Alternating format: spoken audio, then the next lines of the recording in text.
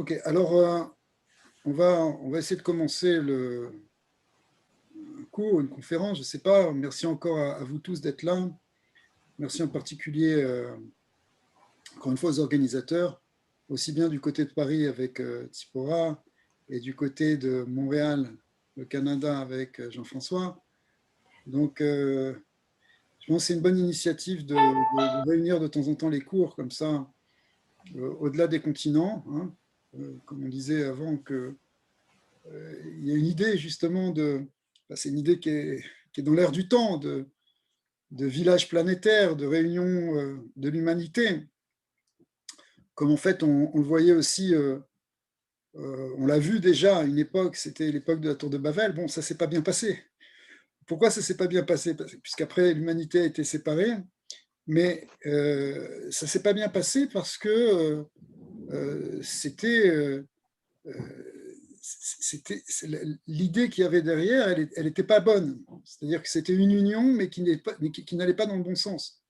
On cherchait à unifier le monde, unifier les hommes, mais pour prendre le pouvoir, pour dominer l'humanité, pour la soumettre. C'était un certain nombre de dirigeants qui voulaient soumettre tout le monde. C'est un système totalitaire, en fait, le système de Babel.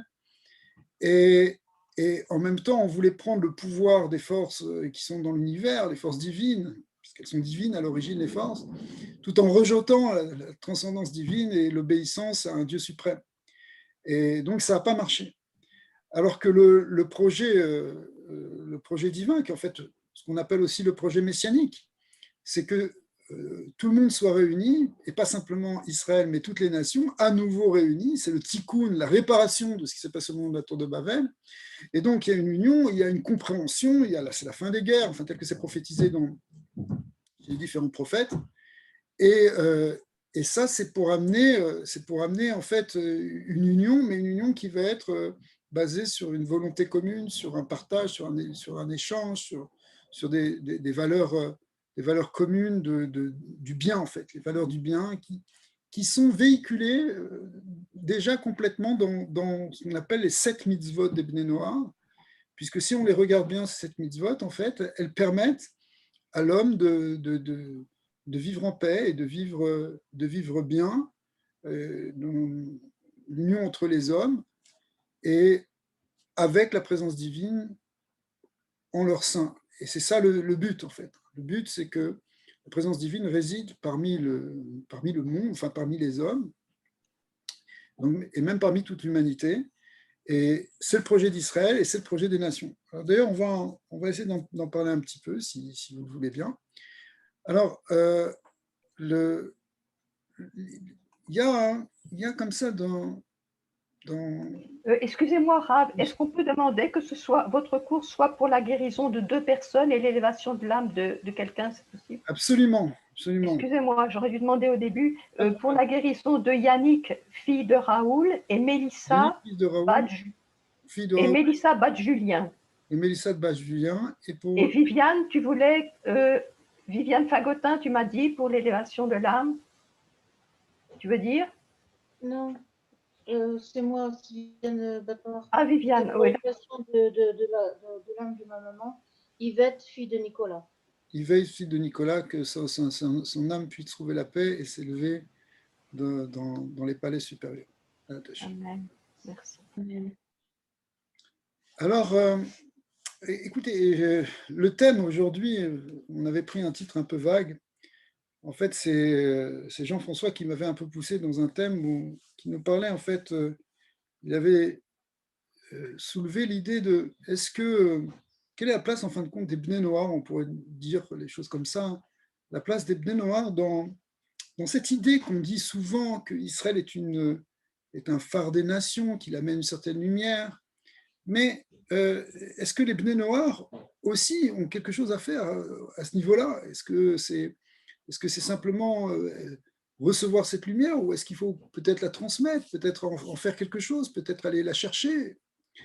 Alors on va essayer de traiter ce sujet, mais il y a on pourrait dire une certaine petite ambiguïté dans ce que je suis en train de dire, parce que le fait de de poser la question comme ça, hein, ça sous-entend que quand on parle de Bnei Noach, on ne parle pas forcément de toute l'humanité. Il faut essayer d'expliquer ce concept, en fait. Le Bnei Noach, ça peut se comprendre toujours de deux manières. Bon, je pense qu'on l'a déjà, enfin moi j'ai tendance peut-être à le répéter dans certains cours, mais parce que ce soit un peu clair pour tout le monde, parce qu'il y a plusieurs manières d'envisager la notion de Bnei Noach, de Noachim. Il y a une manière qui est très simple, qui dit que toute l'humanité descend de Noé, et donc on est tous des Bnei Noach. Toute l'humanité sont des Bnei Noach. Bon, on va peut-être dire qu'il y a une fonction spéciale d'Israël, mais après ça, tout le monde est Bnei Noach. Ok, ça c'est vrai, et c'est théoriquement, en fait, tout le monde doit arriver à ces 7 mitzvot. Peut-être que ces 7 mitzvot, c'est une espèce de morale de base pour toute l'humanité, manière de voir les choses. Mais il y a une autre manière qui est en train de se dessiner ces dernières années, au fur et à mesure que des gens qui se sentent concernés par le noarisme s'organisent dans un certain nombre de mouvements de Bnei Noach, comme on voit, voilà, il y a un groupe ici à Paris, il y a un groupe ici à Montréal, il y a des groupes en Eretz Israël, il y a des groupes aux États-Unis, il y en a dans beaucoup de pays, il y a plusieurs tendances, même aussi plusieurs approches.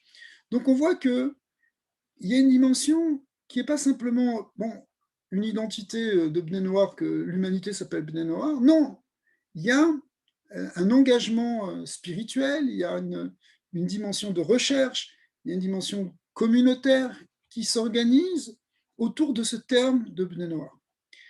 Alors, après, il y a forcément plusieurs approches, mais l'idée, c'est que, je sens que, puisque vous êtes là ce soir ou aujourd'hui, il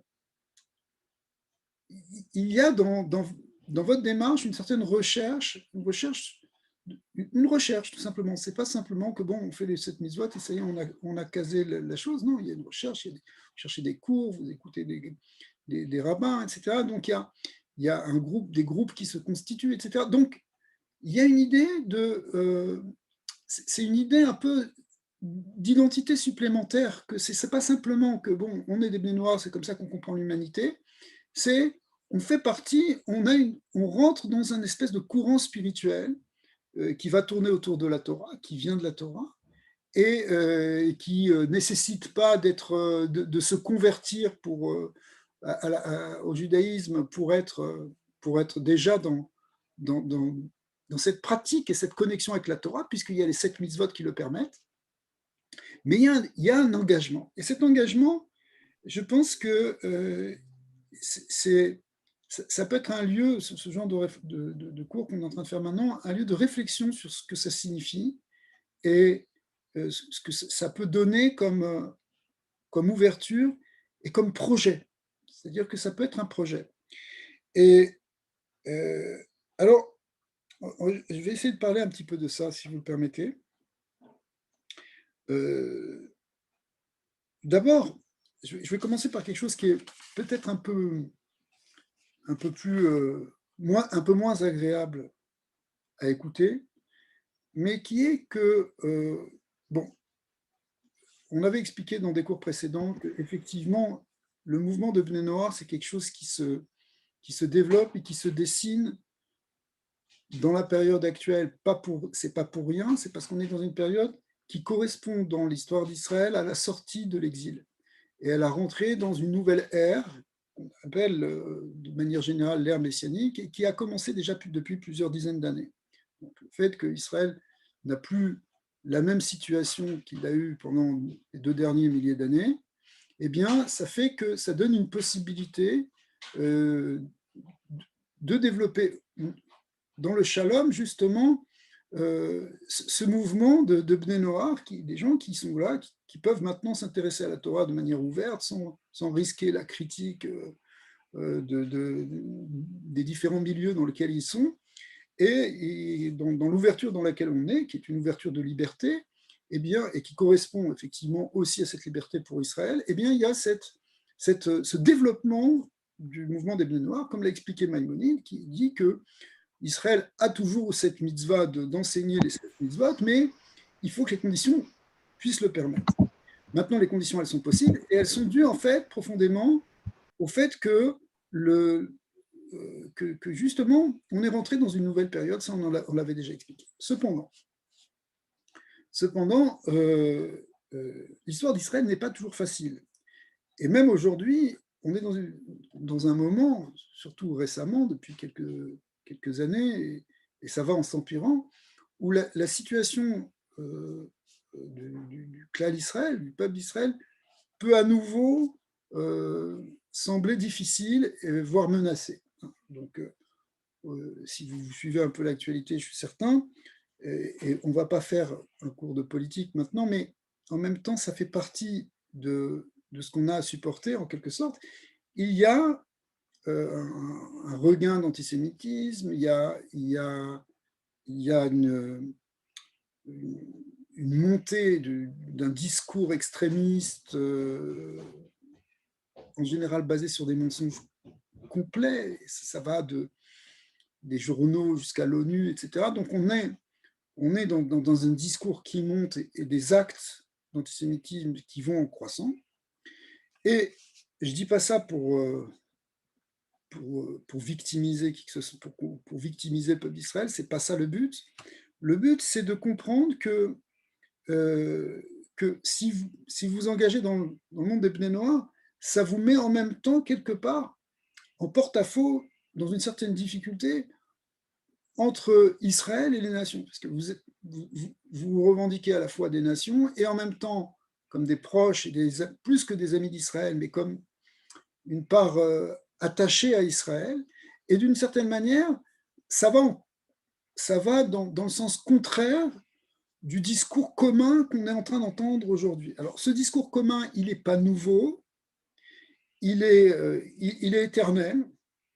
C'est ce que dit Rabbi Shimon Bar Yochai, le grand Rabbi Shimon Bar Yochai, dit dans le Sifri et dans la Gemara, il nous dit que l'antisémitisme est une loi du monde. C'est comme ça, c'est quelque chose que il y a une dimension métaphysique. On peut l'expliquer, on l'explique depuis l'idée de l'élection du Sinaï, c'est quelque chose qui a créé une certaine jalousie, une certaine haine, d'accord ?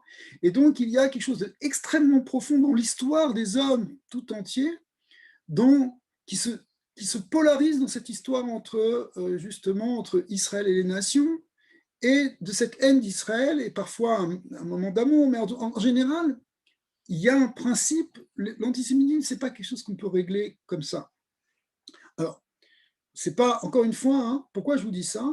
C'est parce que probablement la plupart d'entre vous, c'est pas ça qui les intéresse forcément dans le judaïsme. Ce qui les intéresse dans le judaïsme, c'est aller chercher des bonnes valeurs, des bonnes relations entre les hommes, chercher quelque chose de vrai dans l'enseignement de la Torah et pouvoir s'inspirer de ça, ce qui est tout à fait normal, qui est en fait le but. Mais en même temps, étant donné que le mouvement des Bnei Noach vous fait rentrer dans une certaine identité, il y a ça à apporter en même temps. Et quand je dis ça à apporter, ça veut dire que, par exemple, puisqu'on parlait de cet antisémitisme, ça veut dire savoir distinguer entre les vraies informations et la désinformation, les calomnies et les vérités. Quand on vous dit, par exemple, que les condamnations à l'ONU qui sont complètement aberrantes, on est arrivé dans des choses complètement aberrantes, il faut savoir distinguer entre ces choses-là. Mais ça, c'est une chose, mais c'est aussi pour savoir jusqu'où va votre engagement, où vous vous engagez, comme quelqu'un qui se convertit au judaïsme pour les 613 mitzvot, on essaie de le mettre au courant, de lui dire, regarde, il y a du bien, mais il y a aussi le revers de la médaille. Eh bien, d'une certaine manière, pour les Bnei Noach aussi. Alors, ça, c'était juste une petite parenthèse, encore une fois, qui n'est pas très agréable à entendre, mais en même temps, ça donne une dimension de réalité par rapport au moment qu'on est en train de traverser, qui va peut-être durer quelque temps, on ne sait pas encore. C'est un moment qui n'est pas, on ne sait pas jusqu'où ça va, mais pour l'instant, les choses vont pas forcément, apparemment, extérieurement, dans un bon sens, au sens où il y a une diabolisation d'Israël et du peuple juif. Je veux dire, quand dans des grandes villes européennes, on peut manifester en disant mort aux juifs, ça nous ramène automatiquement à ce qu'on a entendu au Moyen-Âge ou ce qu'on a entendu même dans les années 30. D'accord ? Donc, on est. Alors, on n'est pas là simplement pour dire qu'on est effaré, etc. Non, parce que la Torah nous a prévenus. Elle nous a dit c'est quelque chose qui est extrêmement profond. Ça rappelle, ça ramène déjà dans les archétypes les plus profonds de l'humanité, de Caïn qui tue Hével. On est dans des choses qui sont, pour les résoudre, on a besoin du Mashiach. Mashiach, c'est la résolution de ces problèmes. On n'est pas dans quelque chose qui est simplement un problème de dérive de la morale. Il y a quelque chose qui est beaucoup plus profond que ça, qui est dans la capacité justement d'accepter la différence, d'être capable de supporter l'autre avec l'autre avec un grand A, enfin peu importe, mais l'autre dans la dimension d'altérité. Enfin, il y a cette dimension-là qui est présente. Il y a des choses encore peut-être beaucoup plus profondes que ça derrière cette manifestation extérieure. Donc ça ne sert à rien non plus, si vous voulez, simplement de se plaindre et de pleurnicher. Il faut au contraire savoir dans quoi on va, rétablir des vérités quand on le peut. Et ça peut être un des travaux ou une des missions que peuvent se donner les Bnei Noach en tant qu'ils sont un mouvement, c'est-à-dire justement de ne pas accepter le mensonge et voire de rectifier les vérités dans la mesure où ils peuvent avoir une influence ou dans la mesure où vous pouvez avoir, je sais pas, autour de vous, etc. Mais tout en sachant que c'est pas facile. Alors, maintenant, on va arriver à, si vous voulez, on va essayer de ramener ça un peu plus à des termes, dans des termes de Torah, parce que vous n'êtes pas là pour entendre autre chose finalement que de la Torah, est-ce que je comprends ? Et d'ailleurs, c'est notre rôle de rabbin de parler de Torah. Alors, on va s'appuyer sur ce qu'on a lu dans la paracha de cette semaine, qui était la paracha de Pinechas. Une paracha très profonde, mais on va s'arrêter surtout au début de cette paracha, et en fait, ça fait référence même à ce qui s'est passé dans la section hebdomadaire précédente, la paracha de Balak. Et je vais faire un petit résumé pour que ce soit clair pour tout le monde, et on va essayer d'en tirer un enseignement. Les enfants d'Israël donc sont sortis d'Égypte, ils sont presque rentrés en Eretz Israël maintenant, après avoir tourné dans le désert. Et voilà que, avant de rentrer, ils sont obligés d'affronter un certain nombre d'ennemis qui se placent devant eux, des grands rois, les Mori, Siron Melar Bashan. Ce sont des rois de l'époque biblique et des peuples qui s'opposent à eux, qui les empêchent de passer, qui leur font la guerre. Et il y a des oppositions pour qu'Israël arrive à sa mission, qu'Israël arrive en Eretz Israël et puisse faire ce travail de rayonnement. Et puis il y a un roi qui s'appelle Balak,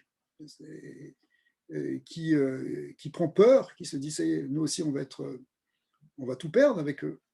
Alors il fait appel à quelqu'un qui s'appelle Bilam, qui est un grand sorcier. Balak aussi c'est un autre sorcier, c'est différents types de magie, de sorcellerie. En tout cas ce sont des forces obscures et qu'ils essayent de mettre en œuvre pour bloquer Israël. Finalement, ils n'y parviennent pas parce qu'il y a quelque chose qui les dépasse, qui est plus fort que ces forces intermédiaires et occultes de la magie et des incantations. Eh bien, c'est quoi ? C'est la force divine, c'est la force de la Torah, que le peuple d'Israël a déjà, puisque Israël a déjà reçu la Torah. Et d'une certaine manière, le fait qu'Israël soit dans la Torah, dans un niveau spirituel plus élevé que le niveau de la magie, eh bien, ça les protège. Et donc, à chaque fois que le mécréant Bilam veut rentrer dans une transe pour sortir une malédiction profonde, finalement, ce qui sort de sa bouche, c'est une bénédiction parce qu'il est contrôlé par quelque chose qui le dépasse.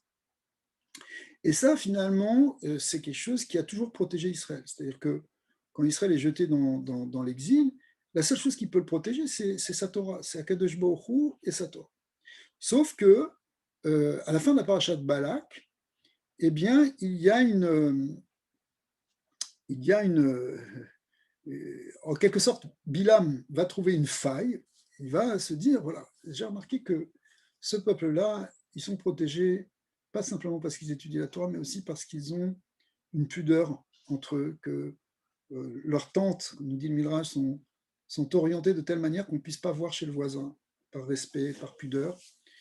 Et ça, c'est sûr que ça les protège.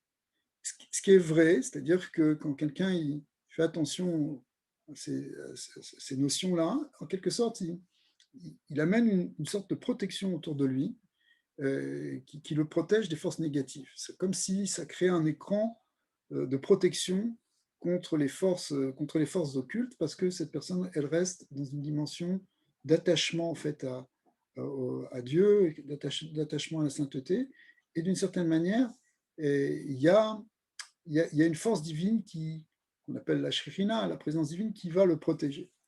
Mais il se dit que la solution, c'est justement de créer une faille dans tout ça, et en incitant donc le peuple d'Israël à tomber dans la débauche et à lâcher ses valeurs morales. Et c'est ce qu'ils vont faire, puisqu'ils vont envoyer donc les ennemis de Midian, le peuple de Midian, va envoyer des filles, leurs propres filles, les filles des princes, se prostituer et faire et amener un certain nombre de gens à la débauche et ensuite même à l'idolâtrie, puisque certains tombent dans le piège, s'enivrent et tombent dans une forme de décadence. Et très rapidement, ça dure quelques jours, et très rapidement, eh bien, il y a une grande menace sur le peuple juif, puisque dès qu'on a commencé à tomber dans tout ça, tout de suite, il y a effectivement la force de rigueur qui peut s'abattre, qui peut rentrer et qui peut amener des malheurs. Et c'est ce qui se passe puisqu'il y a à ce moment-là une épidémie qui va emporter d'ailleurs 24 000 personnes. Mais ce qui va stopper cette épidémie, c'est un individu qui s'appelle Pinchas, et on va voir qui c'est, qui s'engage et qui, au risque de sa vie, vient et intervient et bloque en venant et en faisant un acte de bravoure pour aller tuer le chef, l'instigateur de toute cette démarche de débauche, et finalement il va stopper toute cette épidémie, et Dieu va lui dire, début de la paracha de Pinchas, va lui dire, voilà, va dire sur lui que il est né dans l'Etlo et Beriti Shalom, voilà, Pinchas, je vais lui donner mon alliance de paix, et il va devenir un Kohen, il va devenir un prêtre, et pour toujours. Alors, ça demande plusieurs explications, parce que quand on dit que Pinchas il devient un prêtre, en fait, la Torah nous dit qu'il était le fils d'Élazar, le fils de Aaron.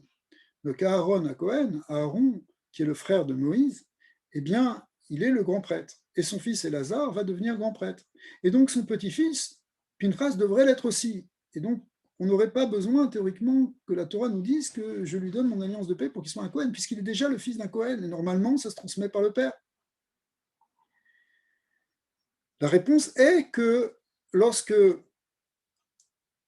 Moïse a oint Aaron pour être le grand prêtre et son fils Élazar, Pinchas était encore trop jeune pour être oint. Et d'une certaine manière, il n'avait pas encore reçu cette prêtrise, en hébreu, cette keuna. Et donc, il est un peu laissé sur le côté. Les enfants d'Élazar qui seraient nés après, oui, ils seraient automatiquement, ils hériteraient en quelque sorte de cette prêtrise. Mais lui, qui n'était pas là, qui n'était pas majeur au moment de l'onction, de la première onction, eh bien finalement, il va rester de côté. Et il va falloir cet acte-là, cet acte de bravoure, qui fait qu'il va être qualifié pour devenir prêtre. Alors, il y a plusieurs dimensions dans tout ça, mais la Torah nous dit un mot extraordinaire. Elle nous dit, Ineni notenlo et beriti shalom. Je lui donne mon alliance de paix. Le mot qui est employé pour dire alliance, c'est berit, beriti, brit. Brit, ça veut dire l'alliance. Et cette alliance qu'on a déjà vue avec Noé. Noé aussi, zocher aberit, c'est une des bénédictions qu'on fait. Par exemple, lorsqu'on voit un arc-en-ciel entier, les bénis d'Israël sont tenus de faire une bénédiction où on dit, Baruch ata Hashem, zocher abrit, béni sois-tu Éternel, qui te souviens de l'alliance. De quelle alliance? De l'alliance que Dieu a fait avec Noé, en lui promettant qu'il n'y aura plus jamais de déluge et que le monde ne sera plus complètement détruit. Donc, le Brit, c'est l'alliance, mais c'est l'alliance, qu'est-ce que ça veut dire? Qu'est-ce qu'il y a derrière ce mot? En réalité, justement, si on fait référence à Noé, qui est la première fois, ou c'est la première fois dont on parle de Brit, puisqu'après on va en reparler après avec Abraham, on va en parler dans plusieurs, tout au long de la Torah, on va en parler, mais la première occurrence, c'est avec Noé, c'est qu'en fait, le Brit représente le lien qu'il y a entre Dieu et les hommes, le lien qu'il y a entre le ciel et la terre, c'est-à-dire entre le spirituel et le matériel. Lorsque les hommes à l'époque de Noé aussi étaient tombés dans une forme de débauche et de décadence, eh bien, le Zohar nous dit qu'ils ont, en quelque sorte, abîmé ce signe d'alliance en haut, c'est-à-dire au niveau des forces divines, au niveau de ce qu'on appelle dans la Kabbalah les séphirotes, la séphira de Yesod, qui est le fondement du monde, eh bien ça a été brisé, et du fait que ça a été brisé, ça a amené ensuite un déséquilibre dans l'univers, ça a amené un déséquilibre, dit le Zohar, dans le Brit d'en bas, dans l'alliance d'en bas, c'est-à-dire dans ce qui tient le cosmos, ce qui tient le monde, c'est-à-dire que ça a déréglé les forces du monde, parce que l'homme est en quelque sorte au cœur même de l'univers, et qu'il a la fonction de relier Dieu et le monde, c'est-à-dire, en d'autres termes, l'homme doit s'attacher à Dieu et recevoir de Dieu pour donner dans le monde. Quand je dis donner dans le monde, c'est-à-dire arranger les choses du monde, réparer le monde, c'est ça sa fonction.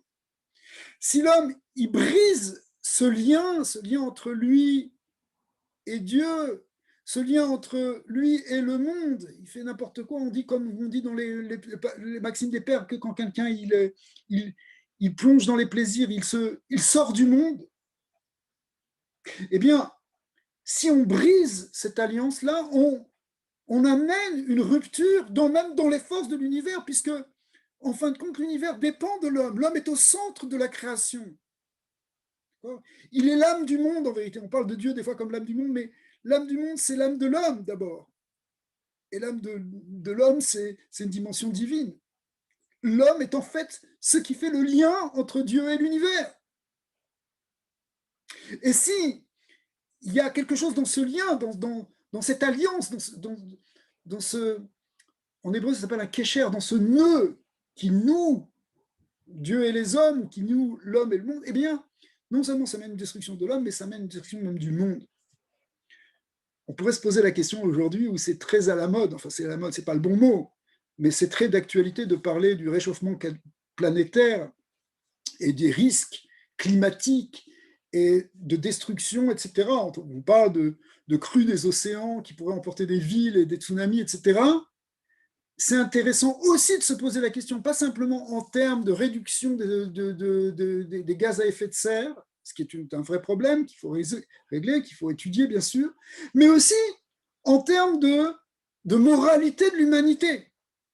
C'est-à-dire que si l'homme, dans sa dimension morale aussi, part dans une déviation, il risque de faire basculer le monde dans une déviation.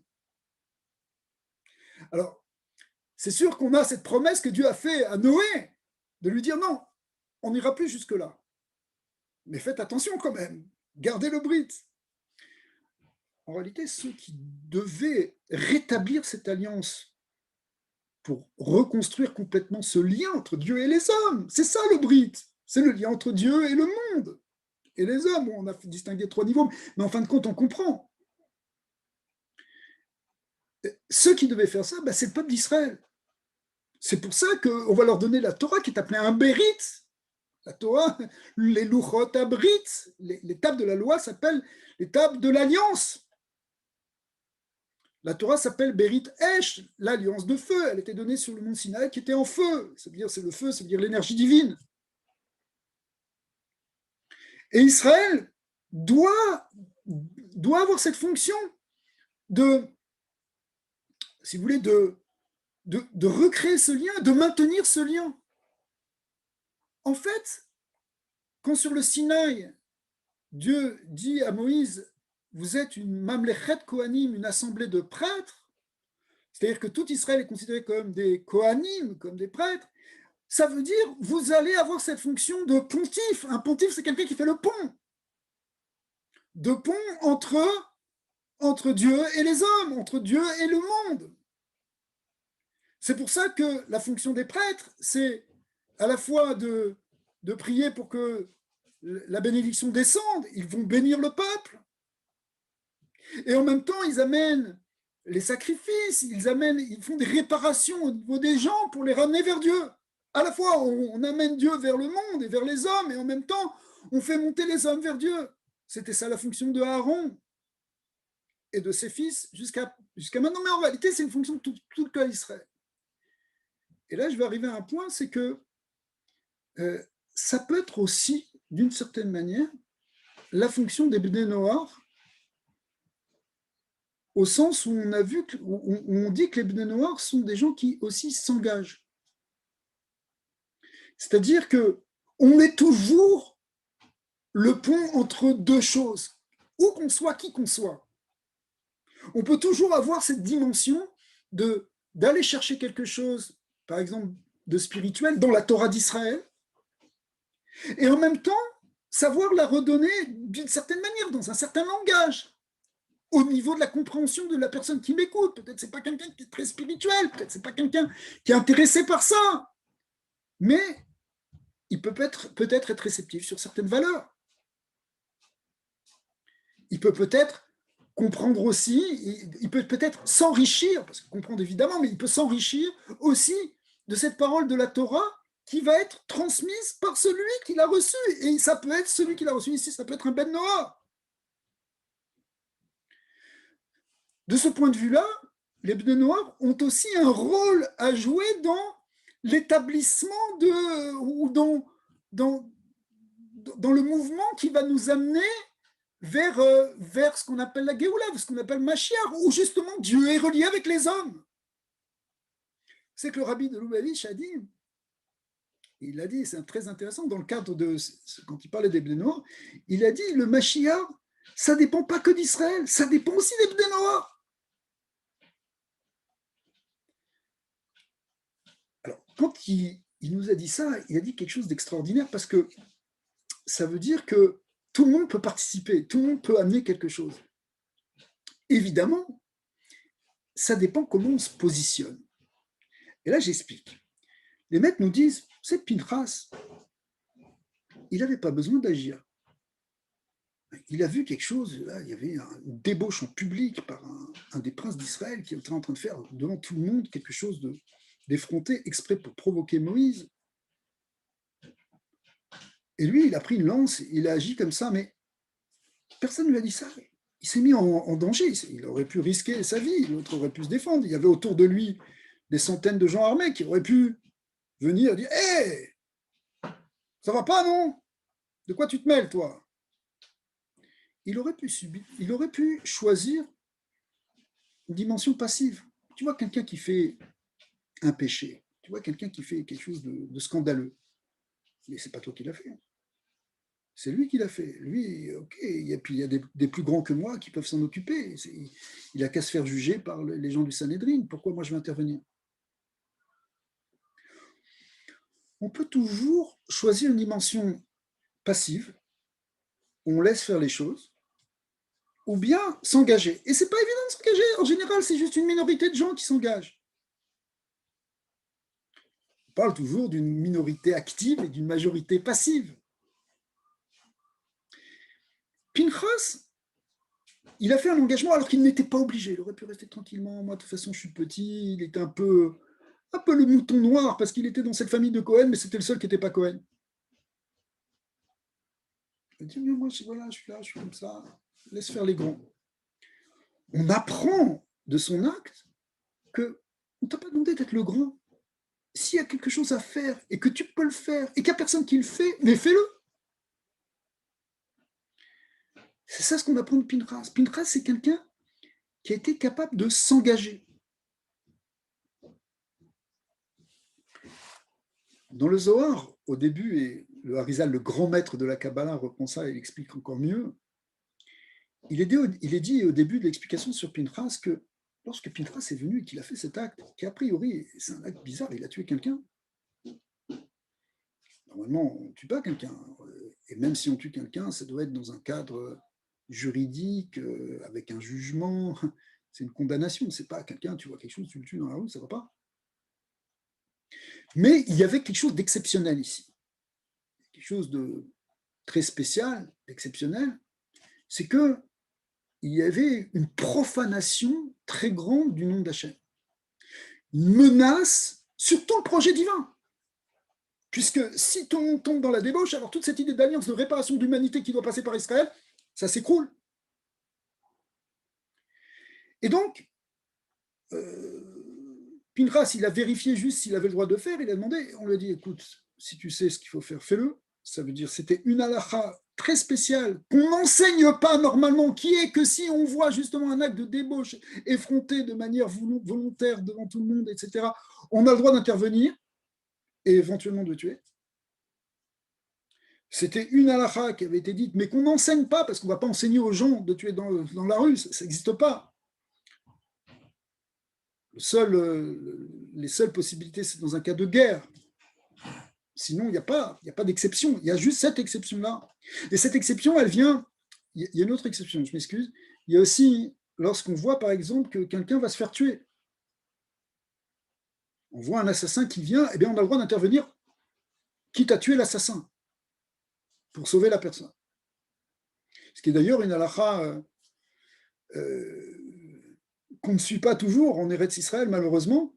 Je dis malheureusement parce que ça pourrait sauver des vies, mais dans des cas d'actes de terrorisme, c'est sûr que c'est une mitzvah, et ça fait partie de la logique d'ailleurs, de neutraliser le terroriste, quitte à le tuer, si il est menaçant et qu'il risque de tuer quelqu'un.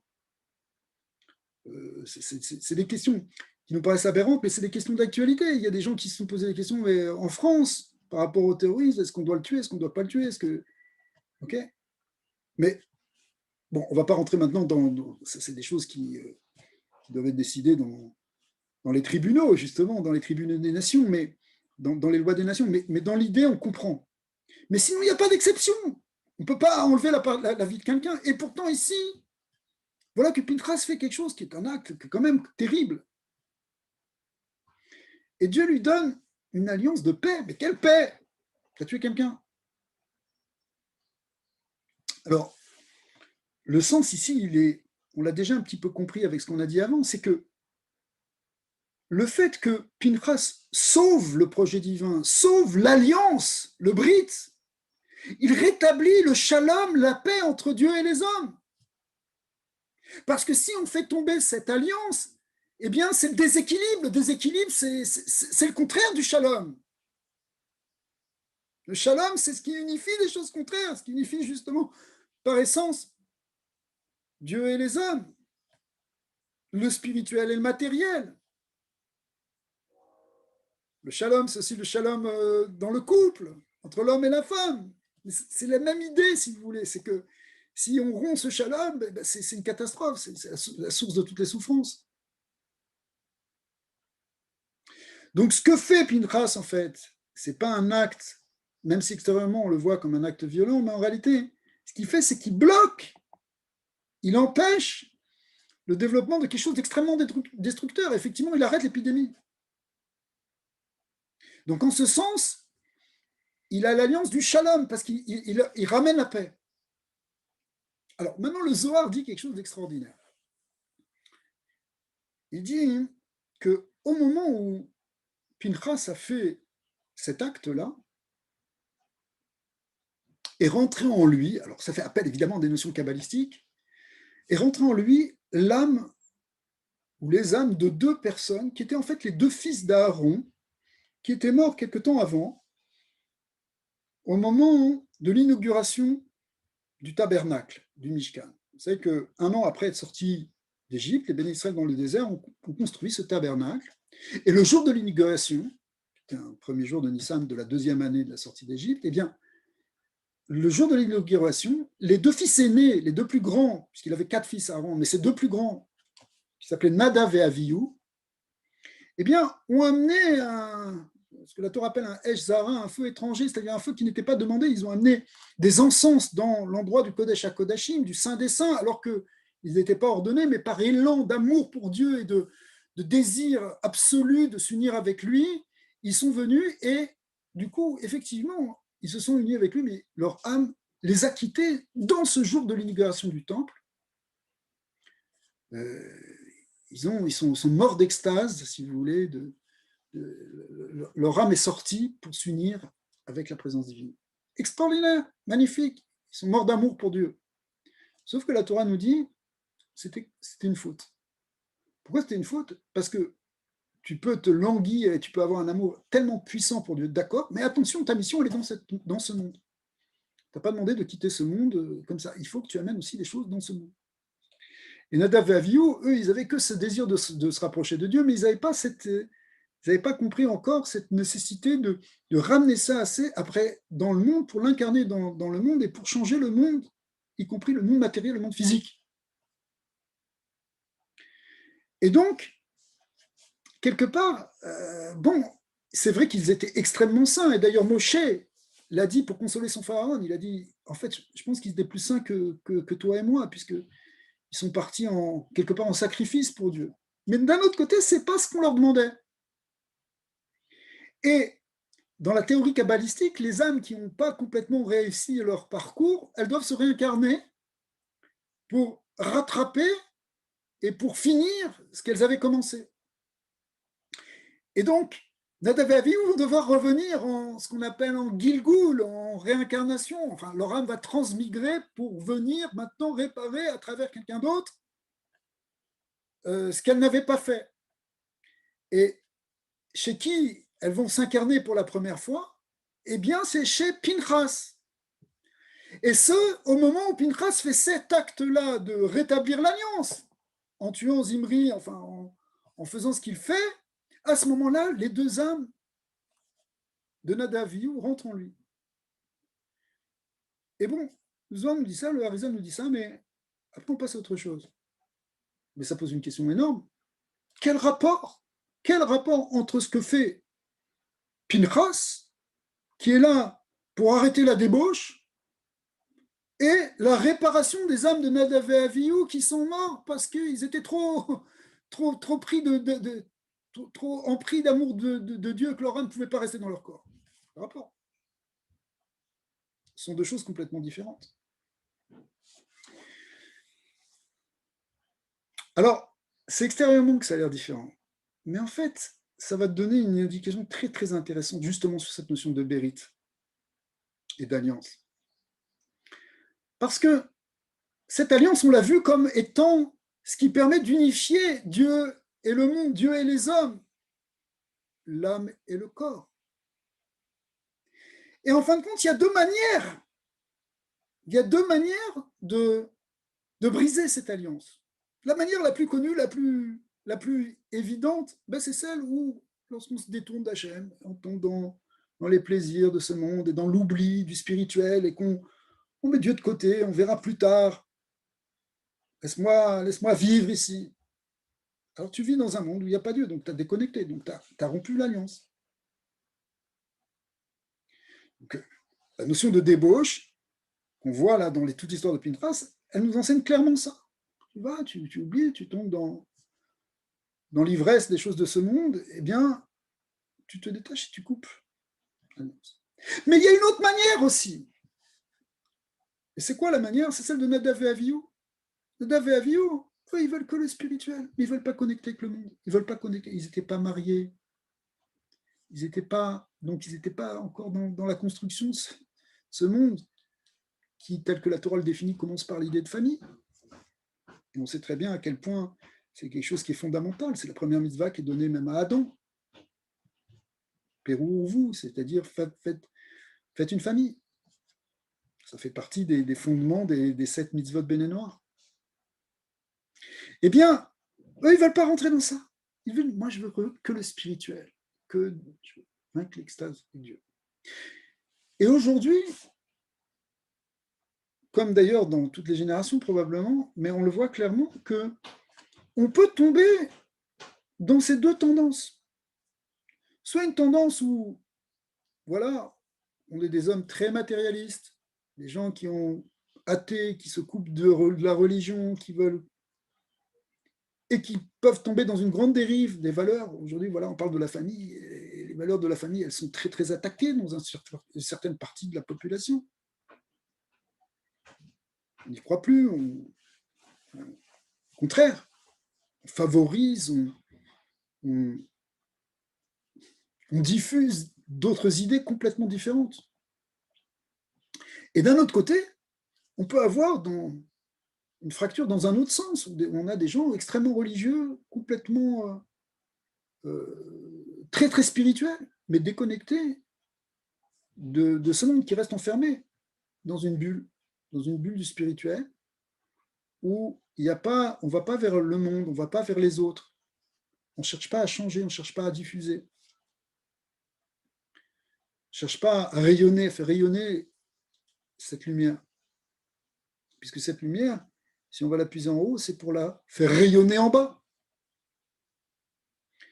On voit ça d'ailleurs même en Israël, on voit ça. Il y a c'est vraiment, on pourrait dire on a vu avec toutes ces histoires-là d'élections, enfin, d'élections, on voit qu'il y a des tendances très très différentes entre des gens extrêmement religieux, ultra-orthodoxes, etc., et d'autres qui sont au contraire à la pointe même du libéralisme. Et en quelque sorte, les deux dimensions remettent en question l'alliance. Parce que être trop matérialiste, tu te coupes de Dieu, mais être trop spirituel, tu te coupes du monde. Or, la fonction, c'est d'être Cohen, c'est d'être le pont entre le spirituel et le matériel. C'est pour ça que quand Pinchas il fait cet acte-là, il répare non seulement ce qu'a fait Zimri, c'est-à-dire la débauche, mais en même temps, il répare Nadav ve'Avihu, c'est-à-dire l'extrémisme spirituel qui te déconnecte totalement de la réalité matérielle. Et Pinchas, il va réunir ces deux choses-là. Et il obtient donc ce brit shalom. C'est lui qui fait le shalom. Il est à la fois spirituel et à la fois matériel. Il est une âme, mais une âme incarnée dans un corps.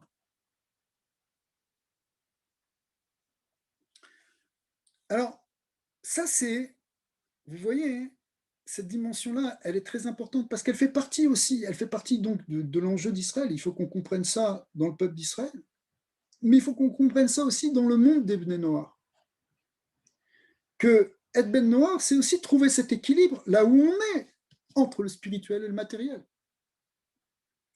Et d'avoir en quelque sorte cette fonction de lien entre le spirituel et le matériel, comme on le disait tout à l'heure. C'est-à-dire que il va falloir aller chercher quelque chose dans la Torah, dans le spirituel, pour l'amener dans la vie quotidienne. Dans la vie quotidienne et dans le rayonnement dans le monde.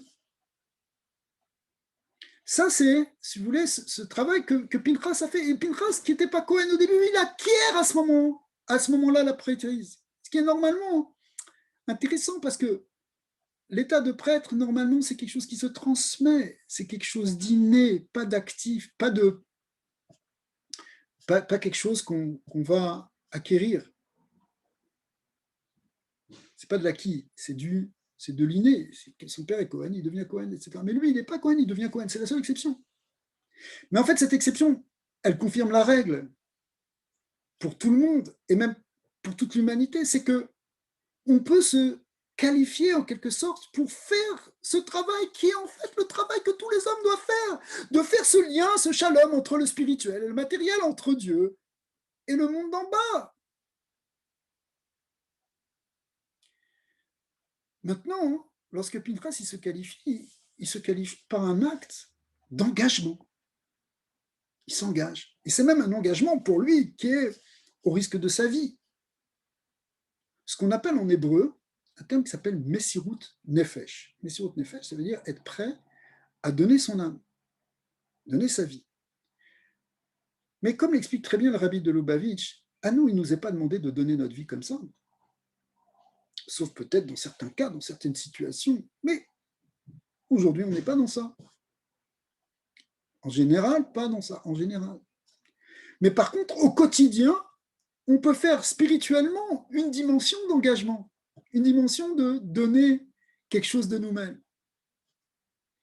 Le seul fait que, je sais pas, on va faire une prière, le seul fait qu'on va faire une mitzvah, c'est quelque part, on s'engage, on pourrait rester passif, dire non, moi je regarde la télé et je critique. Mais maintenant que tu vas faire quelque chose, tu sors un peu de ta zone de confort, ça s'appelle une Messirut Nefesh dans notre niveau à nous. On appelle Messirut Nefesh, c'est un don de soi en puissance, pas en acte physique où on se sacrifie ou on met sa vie en danger, mais spirituellement, oui, c'est un acte d'engagement.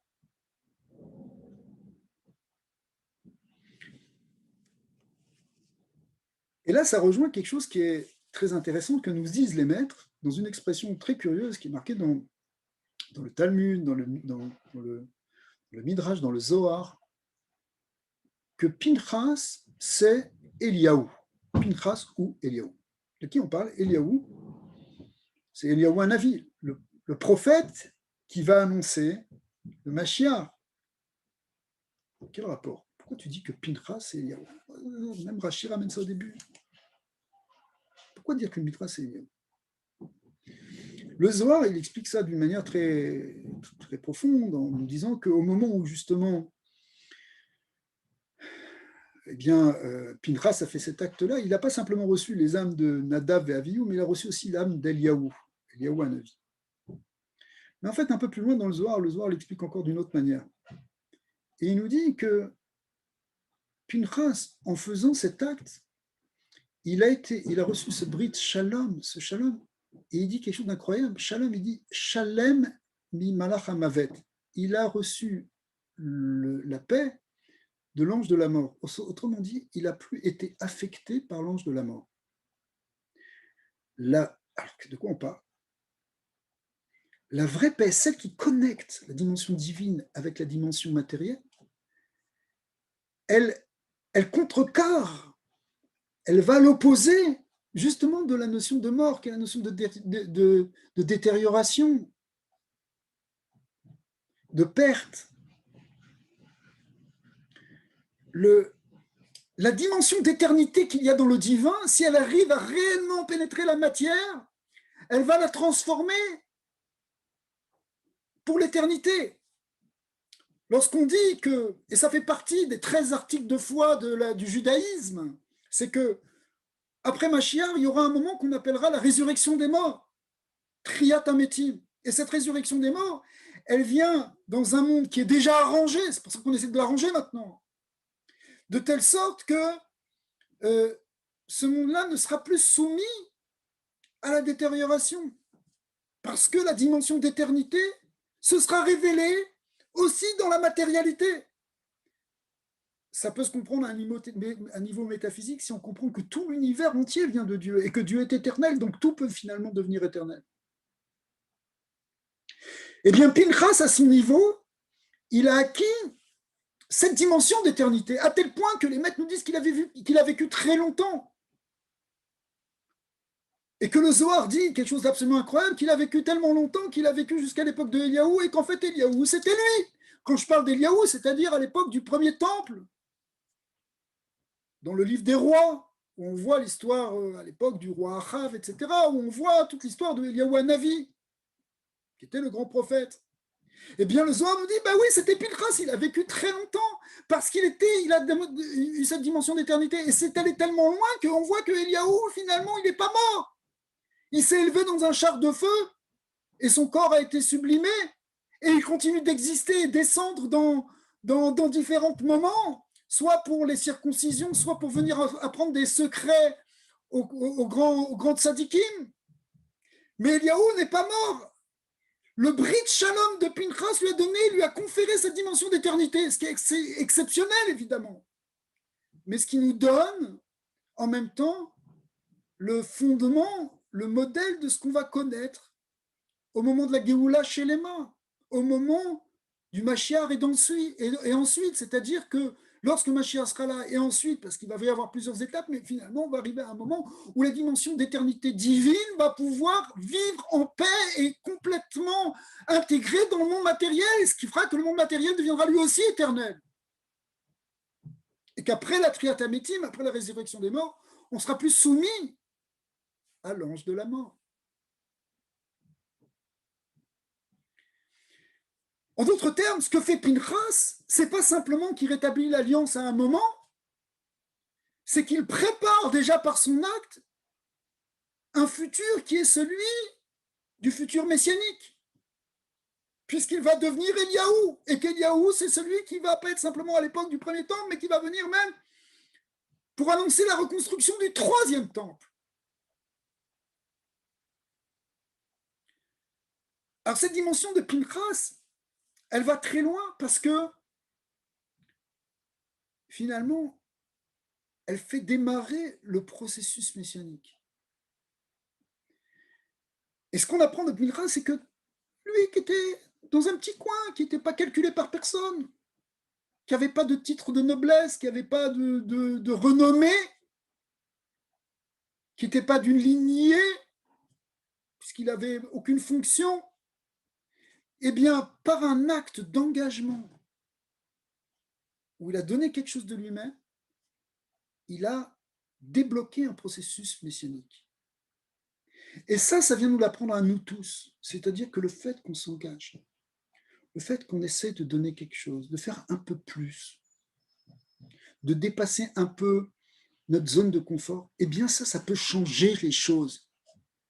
Ça peut transformer le monde, ça peut amener le monde vers sa finalité, qui est la finalité messianique où Dieu vit en paix et vit dans le monde d'en bas, dans le monde matériel. Ça veut dire que, où qu'on soit, qui qu'on soit Israël, qu'on soit Ben Noir, chaque petit geste où on va faire quelque chose, où on va donner un peu de nous-mêmes, ça peut changer le monde.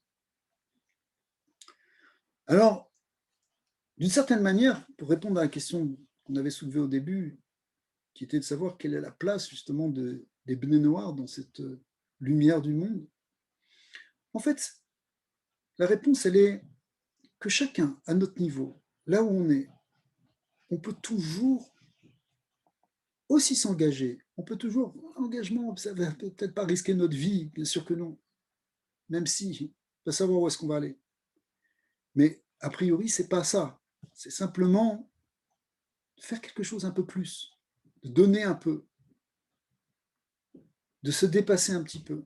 Eh bien, ça, c'est quelque chose qui peut changer le monde. Si on reste complètement passif, si Pinchas était resté passif, il a dit, moi, tu sais, je ne joue pas dans la cour des grands, là, il y a Moïse, il y a Aaron, ils savent ce qu'ils font, il y a ce qu'on appelle les sages, ils étaient tous là.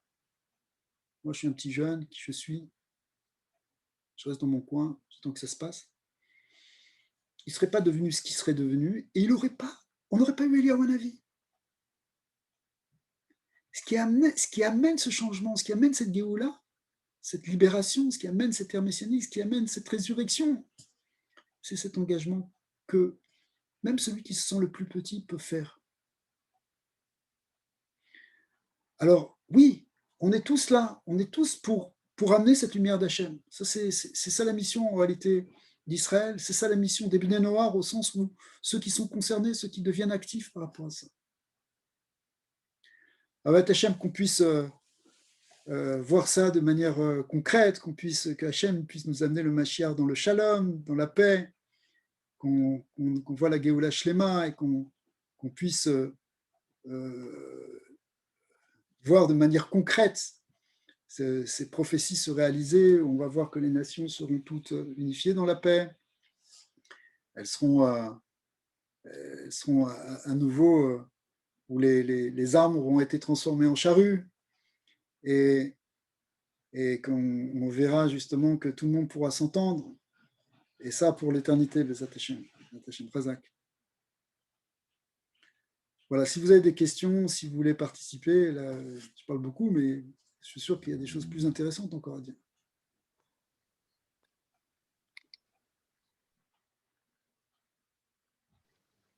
Allez-y, n'hésitez pas. Bonjour Rav, moi j'aurais une petite question.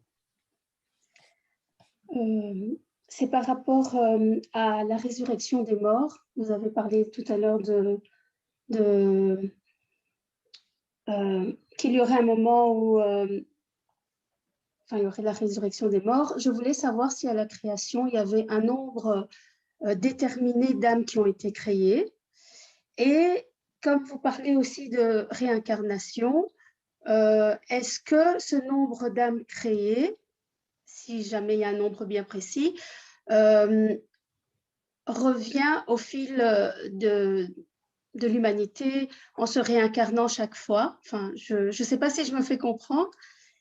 Et la deuxième question que j'avais, je voulais savoir par rapport à Pinhas.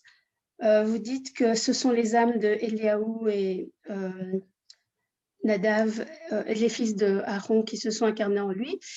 Est-ce que le fait d'avoir fait cet acte, c'est parce qu'il a fait l'acte que les âmes se sont incarnées en lui, ou est-ce que c'est parce que il y a eu l'incarnation de ces âmes qui l'ont poussé à faire l'acte? Je ne sais pas si je me fais bien comprendre, mais voilà, c'était mes deux questions. Désolée. C'est très intéressant. Alors, d'abord, par rapport à la première question, c'est de savoir s'il y a un nombre fixe d'âmes depuis le début, les maîtres nous disent que oui, mais cependant, même quand on parle de nombre, ici, on parle de quelque chose qui est tellement spirituel que le domaine de la quantité est un peu particulier. Mais disons qu'effectivement, a priori, il y a oui un certain nombre d'âmes qui doivent s'incarner, en tout cas dans tout le cycle qu'on vit, ce cycle adamique, depuis Adam jusqu'à Mashiach. Après, il y aura peut-être d'autres choses. Maintenant, ce sont ces mêmes âmes qui ont tendance à se réincarner, ou le terme plus juste pour traduire la notion de Gilgul, ce serait plutôt qu'ils peuvent transmigrer. Une véritable réincarnation, ça demanderait en fait des explications, mais c'est des âmes qui viennent et qui transmigrent d'un être à un autre. Quand on dit des âmes, il faudrait comprendre la théorie des âmes et par rapport à la source de l'âme et les vêtements de l'âme, mais en tout cas, il y a effectivement une transmigration. Et d'une certaine manière, alors par rapport à la deuxième question, de savoir si c'est ça qui a provoqué, a priori c'est oui, c'est son acte qui a provoqué cette venue de ces âmes en lui. En même temps, c'est que s'il l'a fait, c'est qu'il avait ça en potentiel d'une certaine manière. Mais au fond, on peut tout avoir en potentiel. On a un très grand potentiel, il faut juste essayer de le révéler. Et c'est très clair. Le Harizal nous dit que quand quelqu'un il fait une mitzvah, par exemple, et qu'il le fait comme le faisait un tzaddik, eh bien l'âme du tzaddik, elle peut venir l'aider au moment où il fait cette mitzvah. C'est-à-dire qu'on est tous reliés dans les forces spirituelles. Et quand on fait un acte, on peut recevoir justement aussi une aide, on peut avoir une force qui nous vient d'autres grandes âmes. Et là, apparemment, c'est plutôt l'acte qui fait qu'il a reçu ces âmes-là. Et donc, effectivement, il faut plutôt le comprendre comme ça. Je peux encore vous poser une dernière question. Avec plaisir. C'est par rapport à la résurrection des morts toujours. Je voulais savoir si toutes les âmes vont ressusciter. Je veux dire par là, par exemple, les grands assassins de l'histoire ou enfin, des personnes qui ont été utilisées pour commettre des crimes, des grands crimes et des choses, des génocides et tout ça. Enfin, est-ce que les âmes des personnes qui ont commis des choses horribles durant l'humanité vont se ressusciter aussi? Non, pas forcément. Il y a des âmes qui finissent par se détruire. Ça peut, quand quelqu'un il est dans une trop grande négativité, au point où il cherche tellement à détruire, il finit par s'autodétruire. Alors, c'est un peu compliqué parce que des fois, il y a encore quelque chose à récupérer de cette âme. Et du coup, cette étincelle, il peut y avoir une étincelle d'âme. Alors tout ça, ce sont des concepts un peu difficiles, parler d'étincelle d'âme, etc., mais qui peut transmigrer chez quelqu'un. Il y a des choses qui sont... Par exemple, on va prendre Caïn qui a tué Ével. Donc c'était déjà le premier grand meurtre de l'humanité. C'était un génocide puisqu'il a tué la moitié de l'humanité. Et bien, cette âme-là va se réincarner. Elle va se réincarner chez des méchants, mais elle va se réincarner aussi chez des gens bien. Et pourquoi? Parce qu'en fait, Caïn, il n'était pas complètement mal, il était mélangé. Il avait aussi des côtés positifs, mais bon, le Yetzara l'a emporté chez lui. Alors, le côté négatif va continuer à s'exprimer à travers un certain nombre de gens négatifs, et au contraire, les étincelles positives vont être récupérées par des tzadikim. Et à ce moment-là, d'une certaine manière, ce qui est passé du côté du tzaddik, eh bien oui, ça va prendre cette dimension d'éternité. C'est-à-dire ce qui finalement, au fond, finalement, devient éternel, c'est la dimension lumineuse. Mais la dimension obscure, elle va finir par disparaître. Elle disparaît parce que l'obscurité, si vous voulez, c'est juste une absence de lumière. Donc le jour où donc, en fait, ça n'a pas de réalité éternelle. La lumière, oui, elle était là avant le début avant la création du monde. C'est c'est la lumière divine, ce qu'on appelle la lumière de l'Ensof, la lumière de l'infini, la lumière infinie, la lumière divine. Celle-là, elle va demeurer pour l'éternité. Or, les âmes, elles viennent de cette dimension infinie, comme on l'a expliqué. Donc, ce qui va disparaître, c'est effectivement la dimension obscure. Alors, quand quelqu'un il est arrivé à un point de 100% d'obscurité quasiment, c'est-à-dire une négativité totale, le mal absolu, bah, il disparaît. Il disparaît parce qu'il n'a plus de dimension éternelle en lui. C'est même pas une question de punition, quoi. Ça veut dire c'est réellement, il a chassé toute vie qui était en lui. Et là, puisqu'on parlait d'antisémitisme au départ, au fond, une des raisons de l'antisémitisme, c'est en voulant détruire Israël, ou en voulant détruire soit l'âme, soit le corps d'Israël, parce qu'il y a les deux, modes, hein, comme on le voit dans les textes. On voit, par exemple, à l'époque de Purim, dans la Megillat Esther, on voulait détruire physiquement le peuple juif. Aman voulait détruire chaque enfant d'Israël physiquement, ou bien c'était détruire, si vous voulez, le corps d'Israël, ou bien, comme à l'époque de Hanouka, où les Grecs voulaient simplement que les Juifs cessent de faire la Torah, ils ne voulaient pas les détruire physiquement.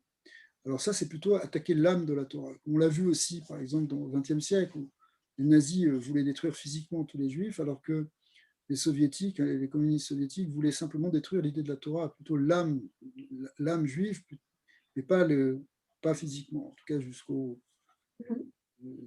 un certain point. Alors, dans tout ça, il y a toujours une idée, en fait, de détruire l'image de Dieu. Et au-delà de l'antisémitisme, je veux dire la haine gratuite, ou quand on voit des génocides entre différents peuples, c'est toujours une idée en détruisant l'homme, ce qu'on veut détruire, c'est l'image de Dieu qui est dedans, c'est-à-dire la dimension d'éternité. Et comme Israël a tendance à manifester ça, à exprimer cette dimension-là, que justement, cette dimension de lien profond avec Dieu et de manifestation de la lumière divine au travers des âmes, eh bien, quand on veut détruire Israël, en fait, ce qu'on veut détruire, c'est cette dimension d'éternité. Mais qu'est-ce qui veut détruire la dimension d'éternité? C'est la force intrinsèque de l'obscurité, c'est la force des ténèbres, ce qu'on appelle aussi Amalek dans la Torah symboliquement, qui veut détruire la dimension d'éternité, la dimension lumineuse. Et donc lui, Amalek, ou cette force-là, elle, finalement, elle est vouée à sa propre perte, parce qu'elle vient de la négation, justement, de l'idée d'éternité, d'idée de lumière infinie. Donc, elle est vouée à sa propre destruction. Amalek, c'est pour ça qu'on le voit un peu comme un scorpion qui est capable de s'autodétruire pour détruire l'homme, pour détruire le monde, pour détruire tout ce qu'on voit aujourd'hui encore avec des extrémistes qui sont capables de se faire sauter en tuant le maximum de personnes n'importe où, comme on le voit à peu près partout dans le monde. On l'a vu malheureusement des attentats de ce style. C'est des gens qui véhiculent cette force de destruction, même s'ils ont un background religion, etc. Mais en réalité, au fond, ce qui les motive, c'est une force de destruction pour la destruction. Et donc cette force-là, elle peut pas être éternelle, parce qu'elle est justement l'anti-éternité. Donc elle peut pas, ou les gens qui sont rentrés dedans et qui véhiculent cette force complètement, ils peuvent pas être là pour l'éternité, donc après Triatonati. Merci beaucoup, Rav. Oui, Rav. Oui. Bonsoir. Bonsoir, merci pour ce beau cours déjà. Oui. Moi, j'aurais une question par rapport au Yetzerara. En fait, je voudrais savoir si, parce que beaucoup de rabbinim, mais je crois à peu près tous, en fait, sur les écrits, soit le Talmud ou la Torah, enseignent que le Yetzerara des Juifs n'est pas du tout le même que celui des Bnei ou Bat Noar. Il est beaucoup plus fort. Qu'est-ce que vous pourriez dire là-dessus? Enfin oui, je sais, oui. Le Yetzirah, le Yetzirah, c'est une force négative, mais il y a une parabole qui est extraordinaire qui est donnée dans le Zohar, c'est une parabole, donc il faut la comprendre comme telle, qui nous dit qu'il y a un roi qui aimait beaucoup son fils, mais par amour pour son fils, il a voulu voir si son fils était capable de le suivre après et prendre le royaume à sa place. Et pour ça, il voulait voir à quel point son fils était capable de supporter les épreuves, et les épreuves en particulier de la tentation. Et donc, il a fait appel à une prostituée. Et il a dit, regarde, je te donne comme mission, comme ordre, elle n'avait pas tellement envie de le faire, mais il lui a dit, je t'ordonne de tout faire pour séduire mon fils.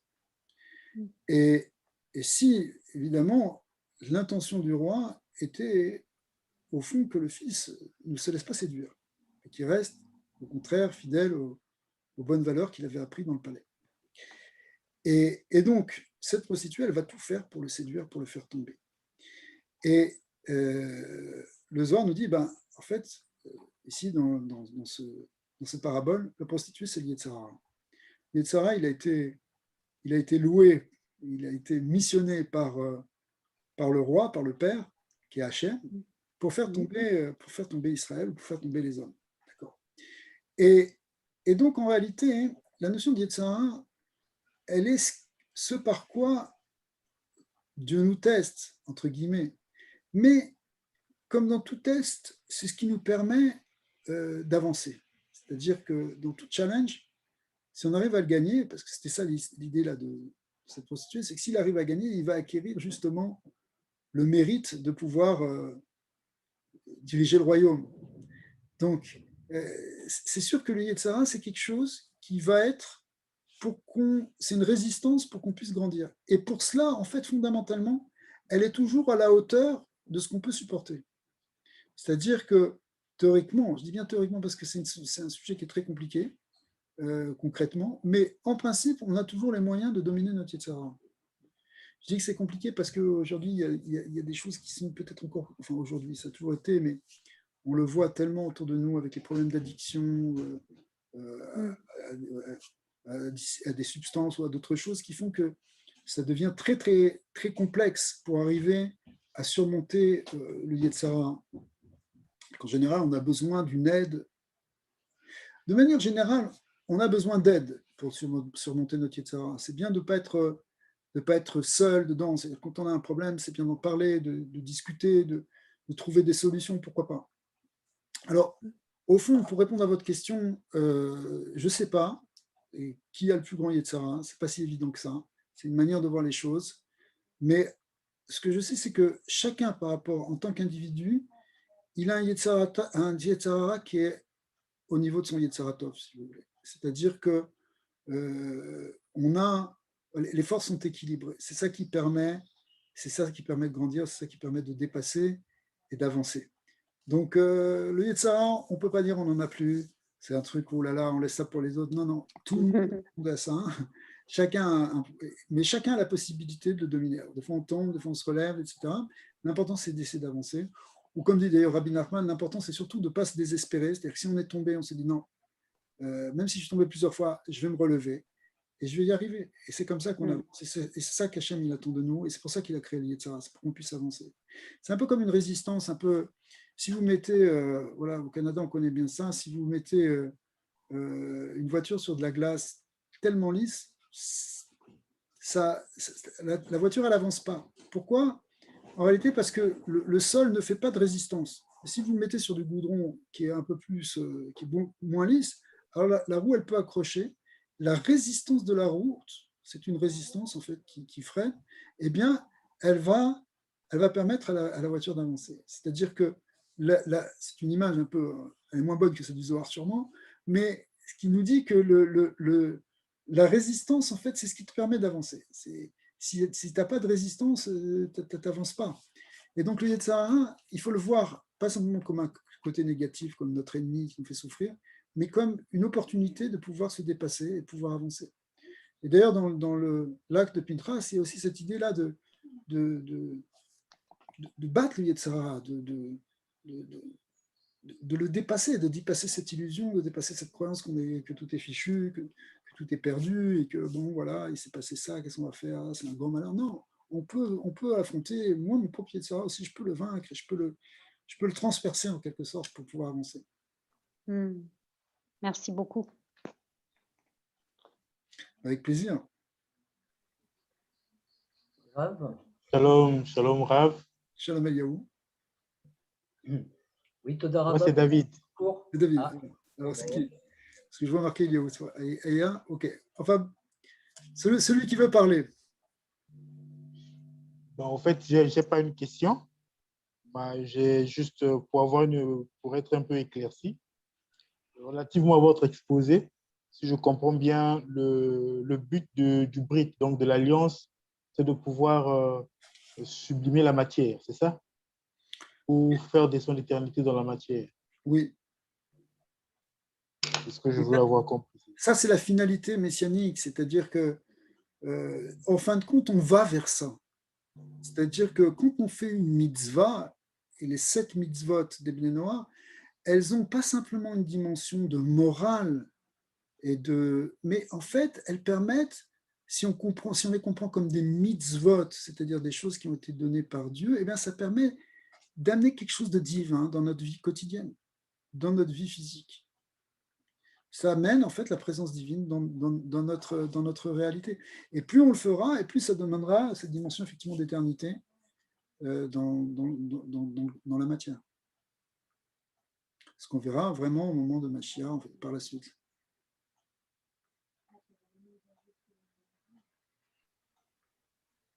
Oui, Rav. Oui.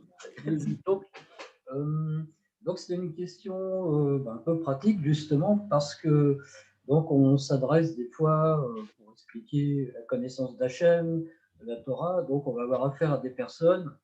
Moi ça m'est arrivé aussi, des non-croyants, des athées, des religieux de n'importe quelle religion.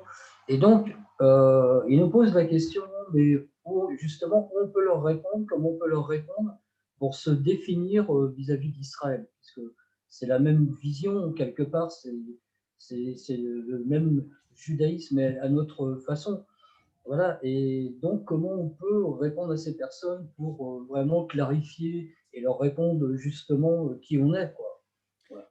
Ça, c'est une question très, très importante, et je pourrais dire presque fondamentale, parce qu'en fin de compte, d'ailleurs, ce que je disais au début, c'est vraiment, on est dans cette dimension-là, c'est vraiment cette dimension essentielle, en fait, de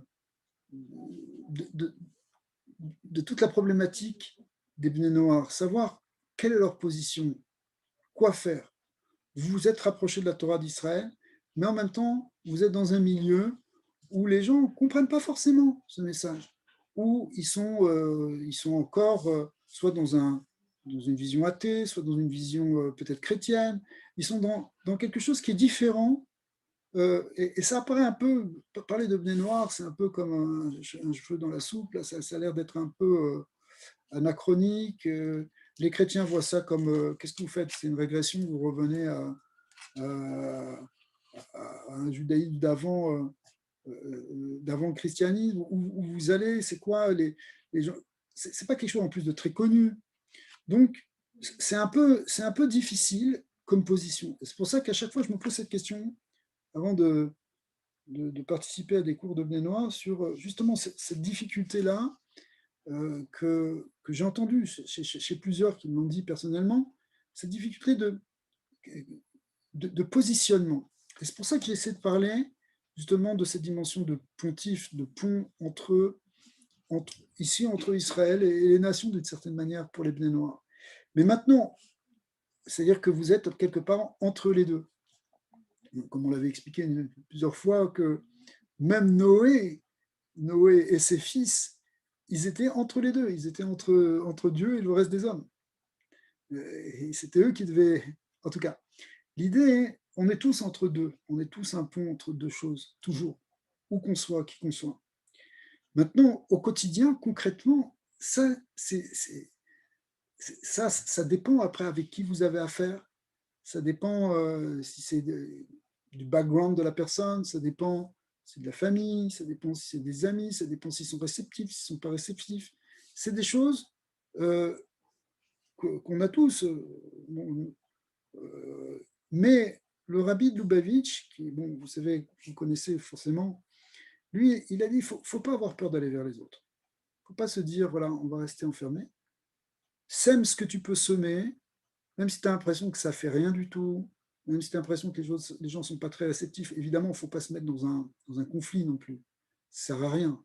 Ça ne sert à rien non plus de rentrer dans des discussions théologiques sans fin avec des gens qui, de toute façon, ne bougeront pas de leur positionnement. Il vaut mieux donner l'exemple. Il vaut mieux faire partager. Il vaut mieux, par exemple, je ne sais pas, ça peut être, si tu sens que la personne elle est un peu réceptive, bah, ça peut lui envoyer une petite vidéo sur un cours qui peut être intéressant, qui n'est pas un truc spécialement pour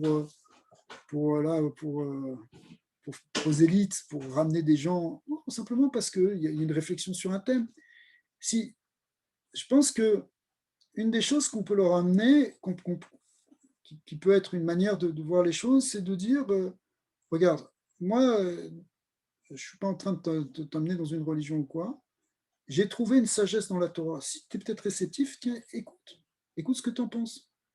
Des fois, des vérités qui sont dans la Torah, elles peuvent toucher une personne, dire, ouais, je n'ai jamais vu comme ça, je n'avais pas vu les choses comme ça, et ça peut être intéressant. Alors, ça, évidemment, le choix de ce que tu vas partager ou de ce que tu vas enseigner, j'ai parlé d'une vidéo, mais ça peut être ce que toi tu dis, évidemment.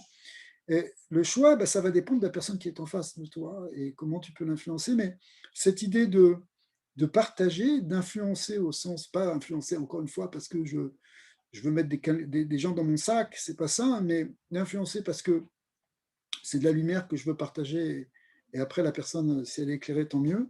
Eh bien oui, ça c'est une fonction, c'est cette fonction aussi, si vous voulez, de Pinchas, c'est-à-dire quelqu'un qui s'engage à amener le bien dans ce monde. Alors oui, il faut le faire, il faut le faire dans la mesure où on peut le faire. On ne va pas demander aux gens qui se sentent proches de Blé Noir de s'enfermer dans une bulle ou ils vont entrer dans un ghetto. C'est pas ça. Pas ça. J'ai déjà eu alors, excusez-moi. Oui, allez-y. J'ai déjà eu cette expérience.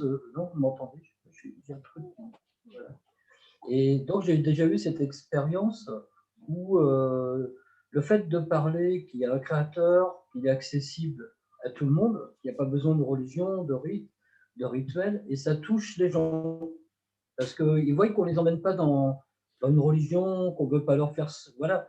Et le fait de notre comportement, vous avez raison, Rav, ça joue beaucoup parce qu'ils se disent tiens, ces gens-là, ils vivent différemment, ils sont heureux, ils ont l'air. Voilà. Et le fait de ça, on diffuse aussi rien que par notre comportement. Exact. Et c'est vrai que le fait de ne pas agripper les gens et dire voilà, tu vas sortir de ton truc, et non. Et effectivement, parce que là, ils ne voudront pas en sortir, c'est clair, j'ai eu affaire à des évangélistes, c'était même pas la peine. Mais le fait de dire attendez, mais vous pouvez contacter directement Hachem quand vous voulez, n'importe quand, il n'y a pas besoin d'intermédiaire. Et vous allez voir que ça va marcher, essayez, c'est gratuit. Le fait de leur dire ça, et ils se disent, tiens, il y a un truc, voilà. C'est ça, exactement. El Ben Noir, ce n'est pas une religion au sens où ce n'est pas une secte. C'est quelque chose qui est une prise de conscience de ce que c'est qu'être un homme, en fait, de ce que c'est qu'être un humain dans sa connexion avec Dieu et dans un connexion avec un Dieu unique qui peut intervenir dans ta vie et avec qui tu peux connecter. C'est pour ça, par exemple, que la prière, ça oui, on peut parler, par exemple, de ça. Regarde, tu peux prier, comme a expliqué Rabbi Nachman longuement, que chacun peut parler à Dieu comme il parle à une personne, dans sa langue maternelle, et en parlant des problèmes et du niveau dans lequel il est lui-même. D'ailleurs, quand on réfléchit, un des livres les plus connus dans le monde, c'est le livre des psaumes. Et si vous lisez un peu le livre des psaumes, en fait, David, il exprime des choses qui sont personnelles, mais à travers lui, on se reconnaît tous dedans. C'est-à-dire qu'il a traversé tous les archétypes de ce que toute l'humanité peut rencontrer à un moment ou à un autre, et comment on peut l'exprimer dans notre relation avec Hachem.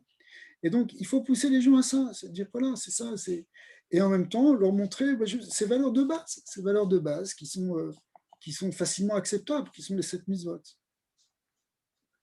Donc, si on les a un peu travaillées, un peu comprises, c'est sûr que oui, sans que ce soit pour rabâcher, mais pourquoi pas. Cet engagement-là des Bnei Noach, il va dans ce sens-là. Il va dans ce sens-là de ne pas avoir honte et de ne pas avoir peur de diffuser ça. Encore une fois, pas pour simplement faire des adeptes ou pas, mais pour donner une richesse, donner quelque chose que ce que vous avez acquis, il faut le partager. Le Rabbi Lubavitch disait toujours, si tu as appris Aleph, c'est-à-dire tu as appris une lettre, eh bien enseigne Aleph. Ah, je ne suis pas un grand maître, c'est pas grave, ce que tu as, donne-le. Ça, c'est très important. C'est très Oui, important. Raph. Et ça a beaucoup plus d'impact qu'on peut savoir. Des fois, on touche une personne, mais derrière cette personne, c'est des centaines d'autres qui vont être touchés.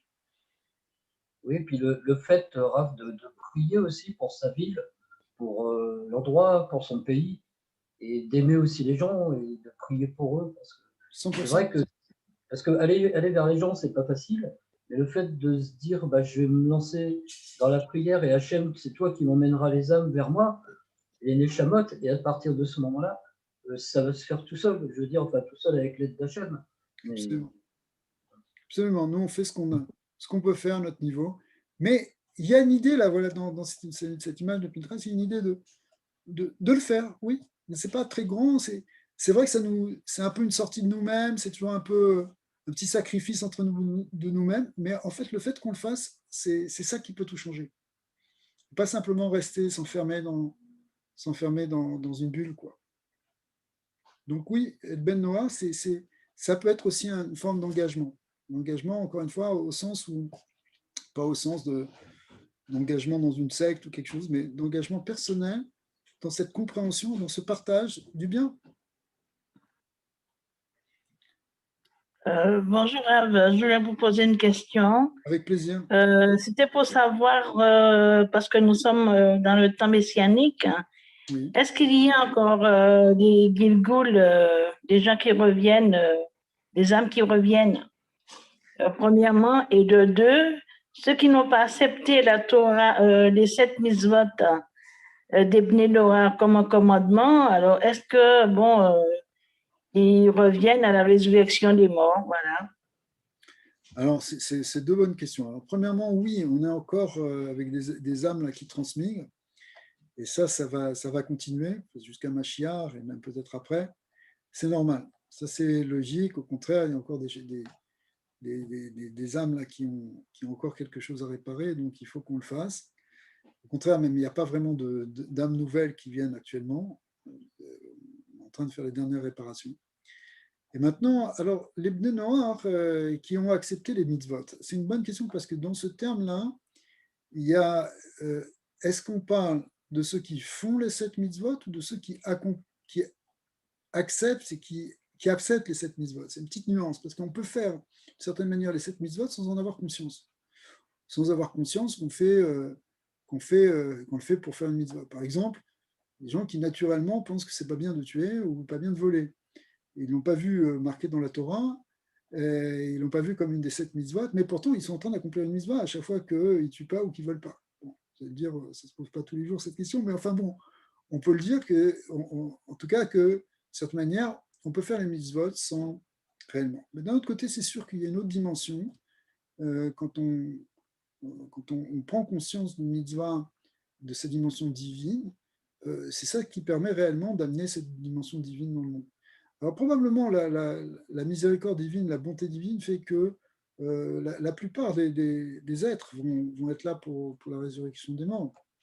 Encore une fois, c'est seulement ceux qui se sont opposés de manière virulente et pour aller à l'encontre, hein. Comme dit la Mishnah dans le traité Sanhédrin, il dit que ceux qui n'ont pas le droit à la résurrection des morts, par exemple, c'est ceux qui ne croient pas.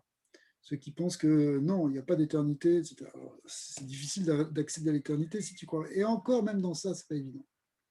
Donc, on fait confiance à la bonté d'Hachem, mais en même temps, on essaie de les pratiquer, on essaie de les arranger, on essaie de les diffuser. C'est ça l'idée. C'est vrai. Rav, Oui. j'ai encore une question à vous poser. C'est pas évident en fait. Tout simplement, moi, je suis née d'un père juif, mais ma maman, elle n'est pas juive. Elle n'est pas juive et comme vous disiez, vous parliez un peu du conflit, là où il faut pas rentrer dans le conflit. Mais le problème, c'est non pas que, le judaïsme, ça la dérange, mais c'est juste qu'elle comprend pas, en fait, parce que pour elle, c'est trop compliqué et cetera, les histoires de conversion, les histoires bon bref et comment dirais-je? Mais par contre, moi, ce qui me dérange beaucoup, c'est qu'elle va très, très vite attaquer le peuple d'Israël et moi, ceux qui me connaissent bien, ils savent que j'ai un amour infini pour Israël et c'est là que en fait, ça devient très compliqué parce qu'on a quand même l'injonction du respect des parents. Donc quand c'est comme ça, je ne dis rien. Alors je ne sais pas si je suis dans le bon ou si je devrais au contraire la reprendre parce qu'aussi on dit que normalement, il faut quand même il y a un moment où il faut reprendre les gens quand ils critiquent, Israël ou le peuple juif ou même, les Bnei ou Bat Noir, hein. Et là, ça me crée un blocage et parfois ça peut me créer des aigreurs, on va dire. Ça me c'est pesant, c'est pesant. Je comprends. Bon, et ça, c'est toujours délicat. C'est-à-dire savoir si la discussion, elle peut être productive ou elle peut porter des fruits, ou si elle va être au contraire une source de conflit et que finalement on va rester en mauvais termes et que ça n'aura rien fait avancer, au contraire, ça aura renforcé les idées négatives, etc. Donc ça, c'est à vous de juger. Mais de manière générale, ça sert pas, si c'est avec la famille proche, c'est pas très utile de rentrer dans un conflit. Enfin, à mon sens. Maintenant, peut-être d'autres gens vous diront autrement, je ne sais pas. Parce que c'est pas tranché, ce genre de questions. Donc il faut voir un peu aussi par rapport à votre famille, par rapport à vous-même, comment vous vous sentez. Mais en général, ça sert à rien. À mon avis, sauf si ça peut aboutir à quelque chose, mais c'est difficile. Dans le conflit, c'est très difficile. C'est vrai. Merci. Bon courage. Merci. Est-ce que quelqu'un peut... Allô? Allô? Oui, oui, je vous écoute. J'aimerais juste remercier, merci beaucoup, Rav Daniel Cohen, pour ce soir. C'était très intéressant. Et puis, ça qui m'a très touchée, c'était de donner un peu de plus. Et puis, moi, je pense que je veux donner un peu de plus de temps pour mes amis, de les visiter de plus et puis de les téléphoner. Et voilà, c'est ça. Bravo, c'est magnifique. Parce que voilà, arriver à tout de suite prendre des choses concrètes, c'est vraiment ça la voie en fait. C'est-à-dire, voilà. Et en plus, comme vous dites, des fois, passer un coup de téléphone, c'est pas tellement compliqué, c'est pas. Et voilà, et des fois, il y a des gens, ça peut leur redonner de la vie. Des fois, on peut même sauver la vie de gens rien qu'en leur donnant un petit coup de téléphone ou un petit peu d'amour au travers d'un petit message. Donc, c'est des choses qu'on peut faire, qui font partie des 7 mitzvot, c'est clair. Si on regarde un petit peu, ça fait partie justement du fondement même de ce qui peut faire tenir l'humanité, c'est justement le fait de s'occuper les uns des autres, etc. Donc, c'est très, très bien. Au contraire, voilà, il faut tout de suite aboutir à quelque chose. Merci. C'est moi qui vous remercie. C'est moi qui vous remercie.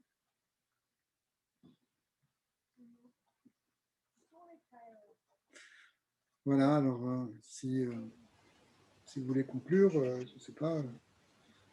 Merci beaucoup, infiniment, Rav, en tout cas pour votre cours, passionnant comme toujours, et puis vos réponses aux questions. Merci. Et merci à Jean-François, et merci de tout cœur aux amis du Québec pour votre accueil. Et j'espère de tout cœur qu'on pourra refaire régulièrement, parce que c'est une force d'être tous ensemble, c'est une joie et une force, et voilà, de nous unir, c'est magnifique. Absolument. Merci beaucoup, merci. Merci, Rav. Merci à vous. Merci, Rav. Merci, Rav. Merci à Hachem et merci à Hachem pour les moyens techniques qu'il nous donne pour être Merci, enseigner la Torah. merci pour Rav. Oh, Hachem pour le Rav de nous l'avoir donné. Merci à tous. Merci à vous tous. Merci beaucoup, Rabbi. À bientôt. La communauté du Canada et que Hachem vous bénisse, vous et toute votre famille. Amen, amen, pour vous aussi. Amen. Amen. Amen. Amen. Très, très, très apprécié. Merci. Ok, à bientôt. Bye bye. Bientôt. À À bientôt. Au bientôt. revoir. Merci. Au revoir. Leitraot. Au revoir.